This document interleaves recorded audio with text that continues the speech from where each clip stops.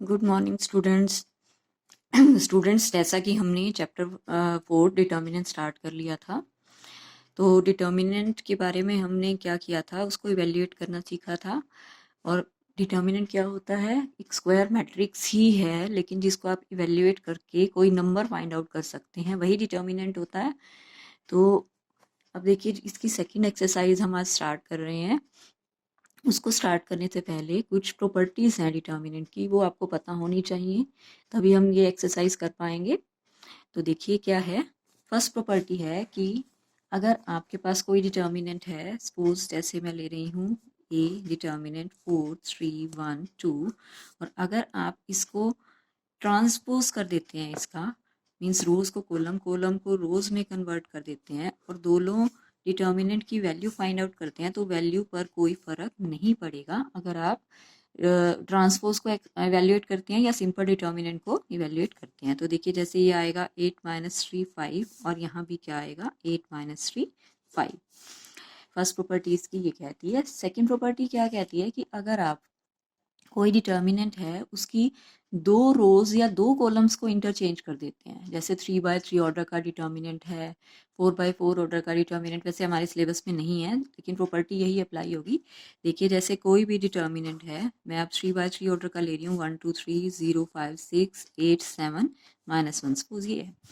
तो अगर आप इसकी किसी टू रोज या टू कॉलम्स को इंटरचेंज कर देते हैं, तो क्या होगा, जो डिटर्मिनेंट आए की वैल्यू आएगी पहले वाले से, मीन्स जो इस वाले डिटर्मिनेंट की वैल्यू आएगी, और जो आप इंटरचेंज करके वैल्यू निकालेंगे, जैसे मैं इंटरचेंज करके ये लिख रही हूँ C1 एंड C2, तो जो इसकी वैल्यूज आएंगी, ये आपने कर दिया इंटरचेंज, तो क्या आएगी, इस डिटर्मिनेंट की वैल्यू सपोज कोई कांस्टेंट टर्म की आई है, तो इसकी माइनस की आएगी। ठीक है, तो सेकंड प्रॉपर्टी ये कहती है। थर्ड प्रॉपर्टी है कि अगर आपके टू रोज या टू कॉलम्स आइडेंटिकल हैं, आइडेंटिकल मीन्स हम बोलते हैं सेम है। फिर से हम अगर 3/3 ऑर्डर का डिटर्मिनेंट लेते हैं, सपोज डिटर्मिनेंट की वैल्यू है 3 4 5, फिर 1 2 6 1 2 8, फिर से है 3 4 5। तो यहाँ पर अगर हम देखें, टू रोज फर्स्ट और थर्ड सेम है, फर्स्ट और थर्ड रो अगर सेम है, तो डिटर्मिनेंट की वैल्यू डायरेक्ट ही 0 हो जाएगी, उसको सॉल्व करके देखने की ज़रूरत नहीं है। नेक्स्ट प्रॉपर्टी इसकी क्या कहती है? नेक्स्ट प्रॉपर्टी है कि अगर हम किसी एक रो या एक कॉलम को कांस्टेंट टर्म से मल्टीप्लाई कर देते हैं, सपोज आपका डिटर्मिनेंट की वैल्यू 3, फिर से 1, और ये मैं 2/2 ऑर्डर का ले लेती हूँ, 2 3 4 5 ये थी। किसी एक रो को आप किसी कांस्टेंट टर्म से मल्टीप्लाई कर देते हैं 3 से, 3 डिटर्मिनेंट, तो जो डिटर्मिनेंट होगा वो पूरा ही जो वैल्यू आएगी वो 3 टाइम्स ही आएगी। देखिए, जैसे ये आ जाएगा 10 - 12 मीन्स डिटर्मिनेंट की वैल्यू -2 है, और यहाँ पर आएगी 30 - 36 मीन्स -6। तो ये थ्राइस आ गई, 3 टाइम्स वैल्यू बढ़ गई एक रो या एक कॉलम को मल्टीप्लाई करने पर ही। अगर आप सभी को करते 3 से, तो कितनी हो जाती, 3 यहाँ पर 3 यहाँ पर, मीन्स 9 टाइम्स वैल्यू बढ़ जाती। तो ये आपको ध्यान देना है स्टूडेंट्स। इसके बाद है नेक्स्ट प्रॉपर्टी, फिफ्थ प्रॉपर्टी। इसके अंदर क्या है कि आपके पास कोई डिटर्मिनेंट है, सपोज वो ऐसे है, a plus lambda, b plus lambda and c plus lambda, और बाकी आगे कोई भी टर्म है, 2 है 3 है 5 है 8 है 4 है 7 है। तो आप इस डिटर्मिनेंट को, अगर यहाँ पर कांस्टेंट टर्म सेम है या कोई भी टर्म सेम है, x हो सपोज, y हो या z हो, कोई भी हो सकता है, तो आप इसको टू डिटर्मिनेंट में ब्रेक कर सकते हैं, दोनों की वैल्यू सेम आएगी, left hand side right hand side. तो आप इसको ऐसे लिख सकते हैं, a2 3 b5 8 C4 7 and plus, अब ये लैम्डा वाली टर्म आप अलग कर सकते हैं। तो जो दोनों साइड आएंगी, आप एक तो जो स्टार्टिंग में डिटर्मिनेंट दिया हुआ था, इसको सॉल्व कीजिए, फिर उसके बाद इन दोनों डिटर्मिनेंट को इवेल्युएट करके अगर हम ऐड करें, तो दोनों साइड सेम आएंगी, कोई डिफरेंस नहीं आएगा। इसकी नेक्स्ट प्रॉपर्टी है,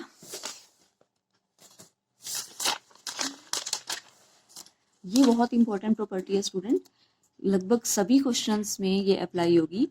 देखिए, कोई भी रो है या कोई भी कॉलम है, जैसा कि हमने ये एक्सरसाइज की थी 3.4, जब हमने इन्वर्स फाइंड आउट किया था तो हमने उसमें भी ये प्रॉपर्टी एक तरह से अप्लाई की थी।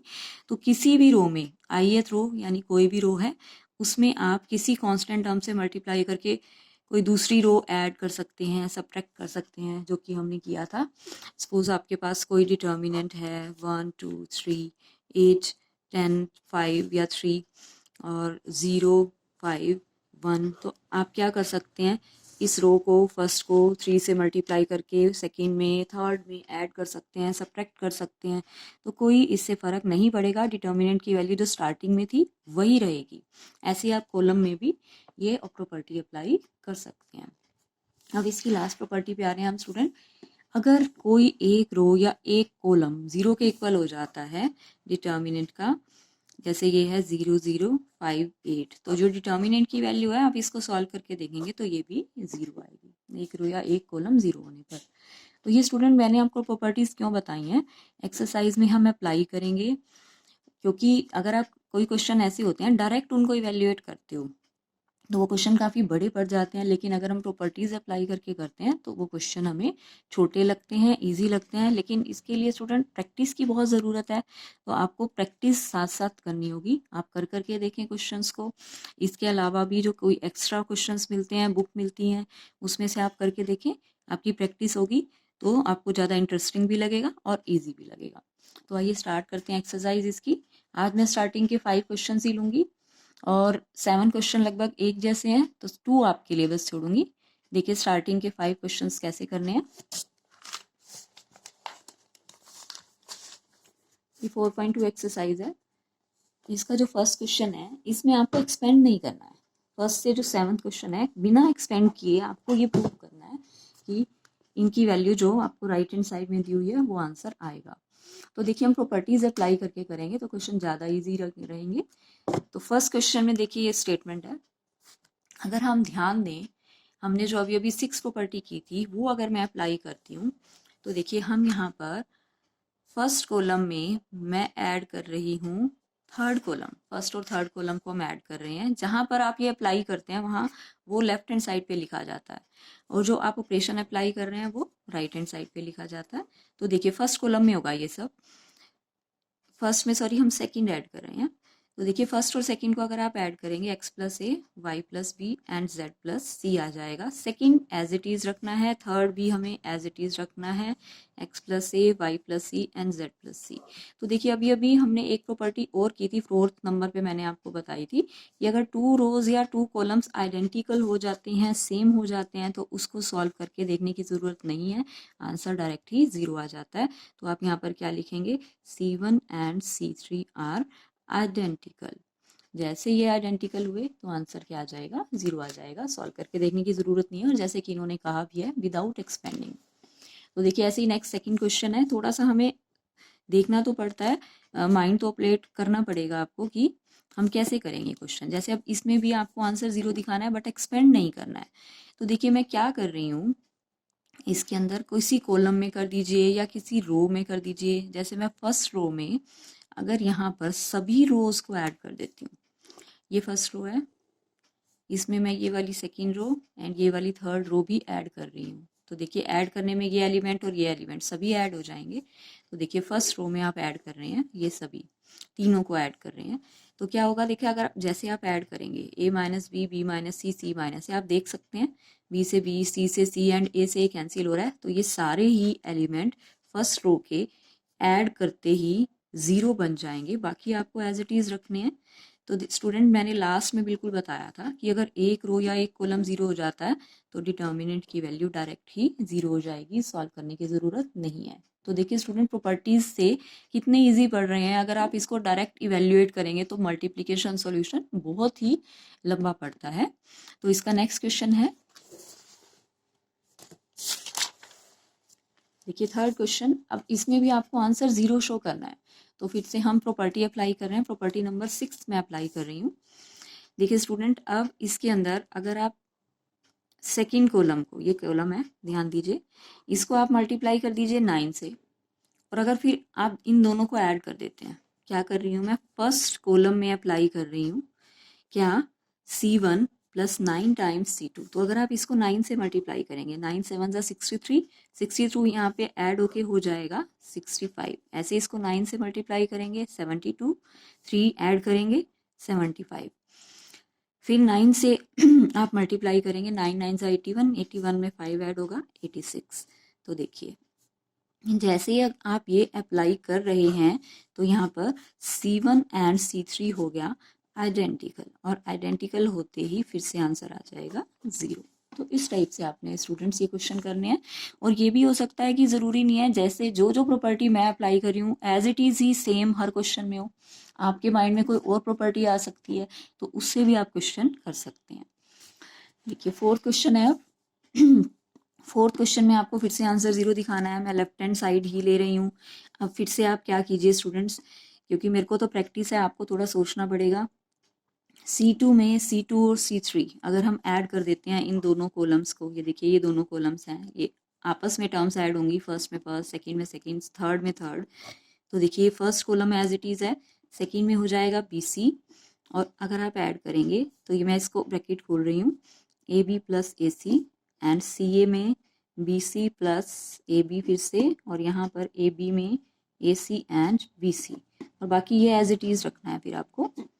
तो देखिए अब यहाँ पर आप कॉमन भी ले सकते हैं हर डिटर्मिनेंट में से। अगर सेम सेम टर्म कॉमन आ रही है तो सेम सेम टर्म है, अगर आप यहाँ पर देखिए AB BC CA AB BC CA ये सभी टर्म सेम है, तो आप इसको बाहर AB BC and CA common ले सकते हैं। और जैसे ही आप कॉमन लेंगे तो ये 1 1 1 यहाँ भी हो जाएगा 1 1 1, और बाकी ये एज इट इज़।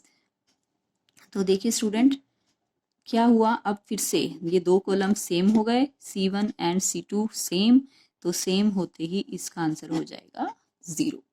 तो ये प्रॉपर्टीज से आपको क्वेश्चन इस टाइप से करने हैं। एक मैं और करा रही हूँ, बाकी फिर दो मैं आपकी प्रैक्टिस के लिए छोड़ूंगी, 6th और 7th। 5th देखिए कैसे करना है। अभी तक जो हमने 4 क्वेश्चन किए हैं स्टूडेंट, उसमें आपको आंसर 0 के इक्वल प्रूव करना था, बट अब की बार आपको आंसर 0 ना प्रूव करके ये प्रूव करना है। तो देखिए इसके लिए मैं क्या कर रही हूँ, फिर से जैसे मैं कह रही हूँ कि मुझे तो प्रैक्टिस है तो आपको थोड़ा सा सोचना पड़ेगा, लेकिन वो धीरे धीरे जैसे ही आप करेंगे प्रैक्टिस से हो जाता है सब। अब इसमें देखिए स्टूडेंट्स मैं क्या कर रही हूँ, इस क्वेश्चन में मैं इन तीनों रोज को अगर ऐड कर देती हूँ, R1 में मैं ऐड कर रही हूँ R1 R2 R3, तीनों रोज ऐड हो रही हैं। तो अगर आप देखते हैं कि ट्वाइस हो जाएगा, B ट्वाइस है, C ट्वाइस है, A ट्वाइस है, ये सभी टर्म्स ट्वाइस हो जाएंगी। और वो जो ट्वाइस वाला 2 है वो मैं बाहर ले रही हूँ एक बार। तो देखिए यहाँ पर twice A twice B twice C आएगा, तो मैं इसको ABC लिख रही हूँ, 2 बाहर ले लिया है। ऐसे यहाँ पर ट्वाइस P Q R आएगा, 2 बाहर ले लिया है। और twice X plus Y plus Z आएगा, वो 2 बाहर आ चुका है, तीनों में से कॉमन आ चुका है, और बाकी आपका है एज इट इज। स्टूडेंट अब बस एक ही स्टेप और है, लेफ्ट हैंड साइड हम लेकर चल रहे हैं इसकी। अब देखिए आप क्या कर रहे हैं, आपको जो आंसर चाहिए देखिए उसको तो हमें ध्यान में रख के चलना ही होता है। आपको आंसर में यहाँ पर ये सिंगल सिंगल टर्म चाहिए, अब आपको वो बनानी है। तो वो बनाने के लिए अब हम क्या कर रहे हैं, आप ध्यान दीजिए। आगे मैं क्या कर रही हूँ, R2 में सेकेंड रो और थर्ड रो को मैं पहले ठीक कर रही हूँ। R2 में अगर मैं R1 सब्ट्रैक्ट कर देती हूँ, ऐसे ही सेम R3 में भी मैं R1 सब्ट्रैक्ट कर देती हूँ, तो ये क्या बन जाएगा, ये first as it is, first row हम कुछ नहीं कर रहे हैं, first row as it is second row में अप्लाई हो रहा है। सेकेंड रो में ये फर्स्ट रो माइनस हो रही है, तो ये जैसे ही आप माइनस करेंगे C प्लस है, ये C माइनस है, ये कैंसिल हो जाएगा, यहाँ बचेगा -B, यहाँ बचेगा -Q एंड यहाँ बचेगा -5। सिमिलरली यहाँ पर क्या बचेगा, यहाँ बचेगा -C -R एंड -Z। और अब आप क्या कीजिए, अगर आप देखिए वहाँ हमें सिंगल सिंगल टर्म चाहिए थी, तो वो लाने के लिए अब आप फिर से एक बार इन तीनों रोज को मैं ऐड कर रही हूँ, तो ऊपर भी सिंगल टर्म बच जाएगी। यहाँ पर एक और मैं ऑपरेशन अप्लाई कर रही हूँ दोबारा से, R1 में R1 plus R2 plus R3, तो ट्वाइस एज इट इज़ है। तो यहाँ क्या बच जाएगा A, और इधर बच जाएगा यहाँ पर P, यहाँ पर बचेगा X। साथ साथ आप -1 सेकेंड रो और थर्ड रो में से अगर कॉलम लेंगे तो बाहर आ जाएगा माइनस माइनस प्लस, तो ये हो जाएगा BQY एंड CRZ। तो देखिए स्टूडेंट आपको जो प्रूव करना था वो प्रूव हो चुका है। देखिए APX BQY CRZ, और आपको यही प्रूव करना था जो हमें प्रूव करना है। तो left hand side right hand side दोनों इक्वल आ गए। अभी तक जितने भी हमने क्वेश्चन किए हैं, किसी को भी आप ध्यान दीजिए एक्सपेंड नहीं किया, बिल्कुल एज इट इज़ किए हैं प्रॉपर्टी अप्लाई करके। तो स्टूडेंट आज के लिए इतना ही। Thank you so much.